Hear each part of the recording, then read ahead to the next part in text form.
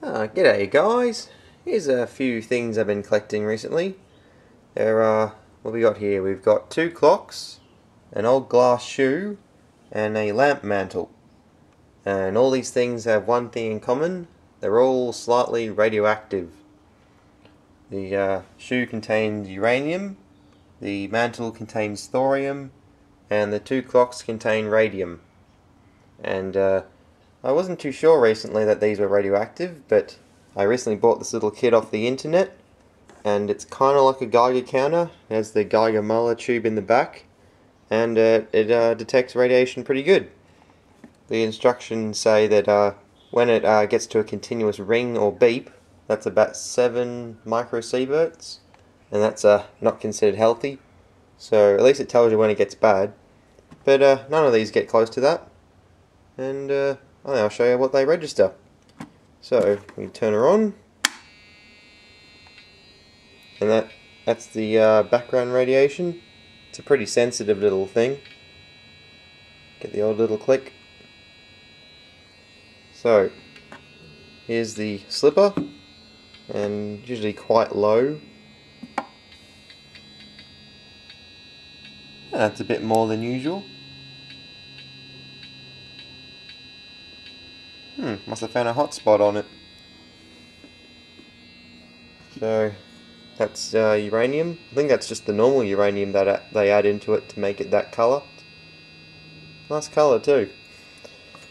Here's the mantle. They put thorium in these, I believe, to make them glow brighter, but I don't think they make them anymore. But this registers pretty good.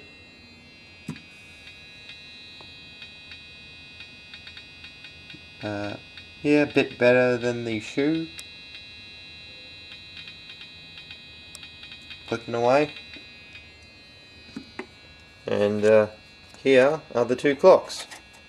I found out the reason these contain radium is because when you mix it with a certain zinc, I think it's zinc sulfide or something, it actually glows, which is probably why people associate radioactivity with green glowing things, because at night this would glow green.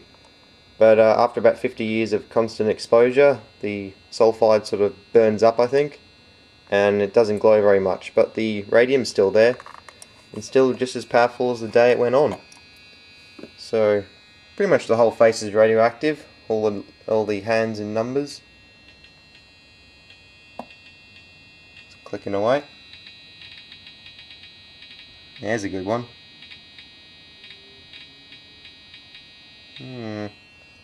So this little clock here was the most radioactive thing I had until yesterday when I picked up this little gem.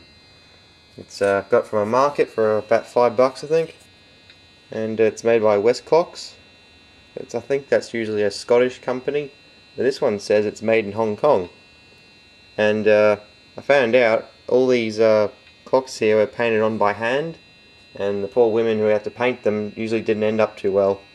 They usually got lots of disfigurements and cancers and stuff like that after years of exposure, which is a real bummer. But well, they certainly did a good job, that's for sure. And as you'd expect, this one here is pretty hot. So show you.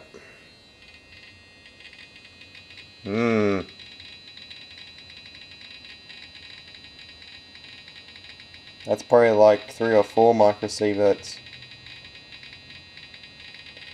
But at least one good thing is that most of the radium puts out a lot of beta, a bit of gamma, and a lot of alpha. But alpha gets stopped by the glass, and the beta comes out about a few inches. And when I get to about here, which is it a foot and a half away? Yeah, just a bit more. But it's okay, I keep these in the garage anyway in a metal box, so I don't get any exposure. I mean, probably wouldn't be that bad for you anyway. I mean, you really just have to watch out for the radon gas, but that's minimal amount that comes off these. But yeah, so that's my collection. Interesting little things, quite unique, kind of dangerous, just the way I like it. And that's about it. Maybe one day I might be able to find some of that uranium ore or something like that. That would make an interesting video, but I think that's for another time, and I'm not sure where we'd even get it. That's another thing I've got to find out. But that's my collection, that's my counter, and thanks for watching.